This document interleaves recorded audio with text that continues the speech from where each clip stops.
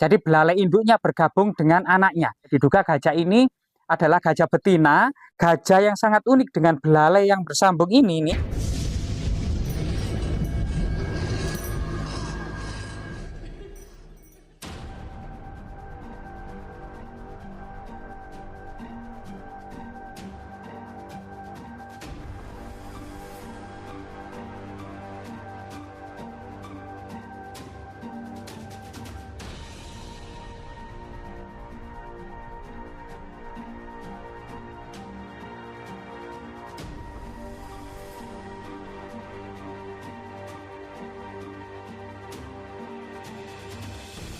Oke teman-teman, saat ini kita berada di hutan Gadungan, Kecamatan Puncu, Kabupaten Kediri, Jawa Timur ya. Di lokasi ini warga menemukan gajah beranak membatu. Nah, coba kita lihat teman-teman. Jadi sekitar tahun 1926 seorang mandor dari Belanda tentang kehutanan itu mau menyingkirkan batu besar. Ternyata batu tersebut semakin ke bawah berbentuk seperti gajah. Akhirnya dilindungi, dinaungi, dan dipelihara. Jadi di suatu lokasi di dalam hutan Gadungan teman-teman. Sampai saat ini banyak arkeolog, sejarawan masih bingung memecahkan teka-teki keberadaan arca gajah raksasa ini. Seperti apa penampakannya? Mari kita telusuri bersama-sama teman-teman. Nah ini ada tanaman ini sejenis kecubung ini. Ini kalau dimakan bisa teler ini.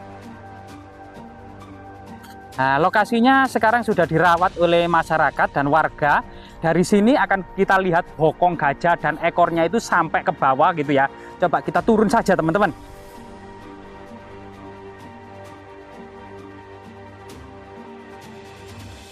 Di sini teman-teman, dari arah timur akan kita bisa lihat ya, bahwasanya gajah ini unfinished teman-teman. Artinya pahatannya itu diduga belum selesai bersama satu ekor anaknya. Gajah dengan anaknya ya, kemungkinan waktu itu membuat semacam relief atau arca yang menandai sebuah penanggalan ya, atau candra sengkala kemungkinan. Karena gajah ini belalainya itu cukup aneh, jadi sangat aneh sekali belalainya. Dari sini teman-teman, belalainya itu, belalai induknya ini bergabung dengan belalai anaknya.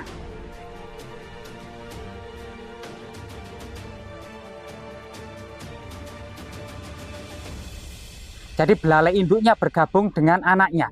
Kemungkinan ini sebuah candra sengkala ya. Coba kita masuk teman-teman agar lebih detail dan lebih indah untuk melihat penampakan gajah raksasa. Di sebelah kiri dari seekor gajah ini ada dua manusia kerdil ya.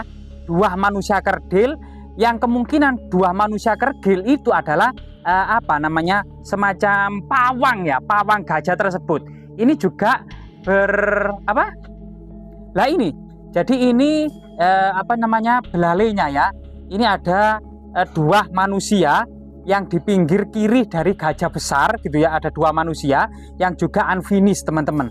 Jadi gajahnya itu sangat tinggi dan sangat besar sekali, dan diduga unfinished, yaitu pahatan-pahatannya itu masih kasar, belum kemudian dihaluskan.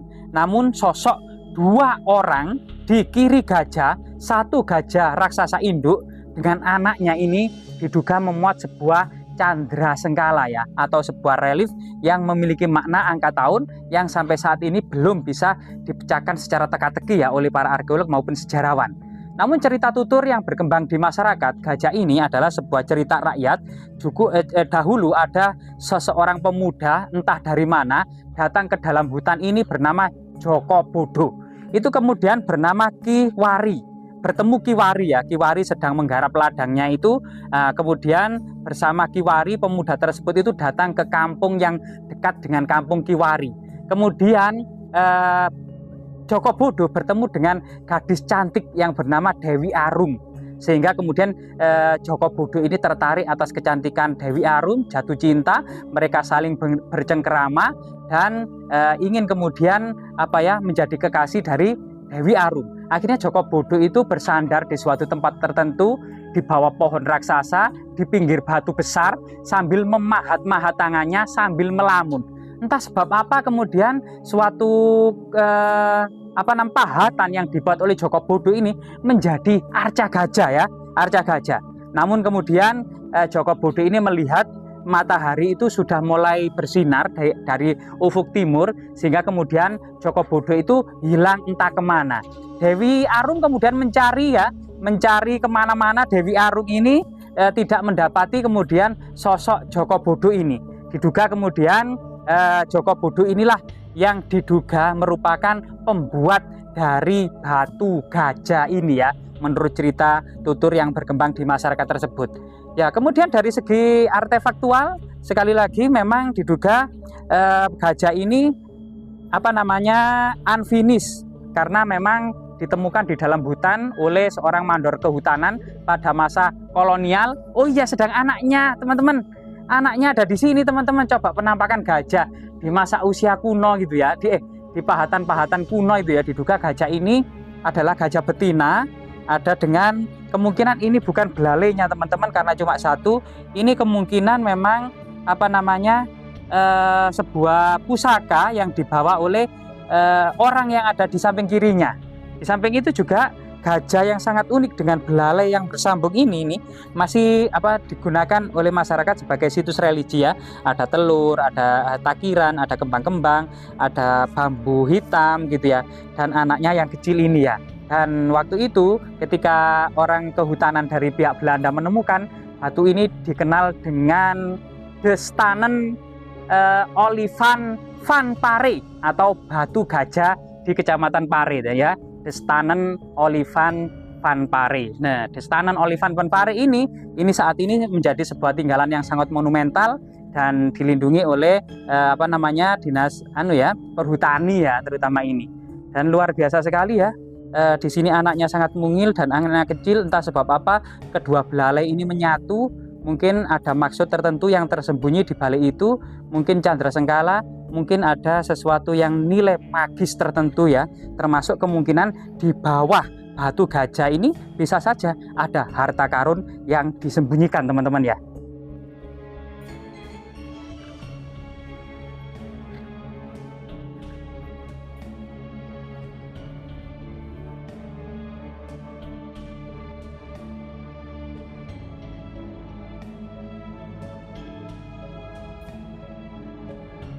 Selain kemudian keberadaan batu gajah ya, yang memang seakan terpendam jauh di bawah tanah, kemungkinan dahulunya memang batu gajah ini ada di permukaan karena memang letusan gunung Kelut yang masif gitu ya, sehingga sebagian memendam dari situs batu gajah ini.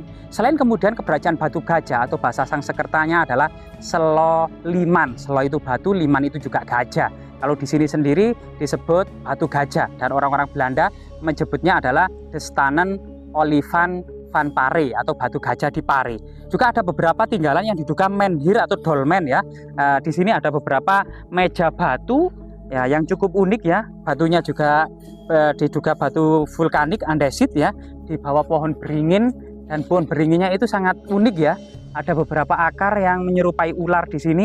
Ada batu yang terjepit di tengah-tengah itu, dan ini juga dekat dengan situs gajah. Dan di situ juga ada batu raksasa ya, batu besar. Kemungkinan ini juga ada hubungannya dengan batu gajah tersebut, semacam pintu gerbangnya ya, atau guardian. Yang di sini juga bentuknya adalah dolmen atau meja batu raksasa. Ada beberapa guratan-guratan, kemungkinan memang ada jejak-jejak batu goret ya, atau jejak-jejak magis dan sakral pada masa lalu ya. Dan ini memang agak jauh dari perkampungan dan pemukiman. Memang dahulu ditemukannya memang di dalam hutan ya, namun rata, bukan sebuah pegunungan, tapi tetap bagian dari lereng Gunung Kelut yang ada di Kediri. Nah, di sini sampai saat ini dilindungi oleh perhutani ya, dari situs Batu Gajah atau situs budaya Batu Gajah ya, yaitu Pare. Ini RPH Jatirejo, maksudnya Jatirejo Kediri pasti ya, bukan Jatirejo yang lainnya ya. Nah, termasuk kemudian larangan berburu satwa di sini, larangan berbuat rusuh, berbuat mesum di area ini, karena memang ada situs religi, situs budaya, dan situs magis. Sampai saat ini digunakan sebagai situs magis ya oleh sebagian masyarakat, termasuk situs religi.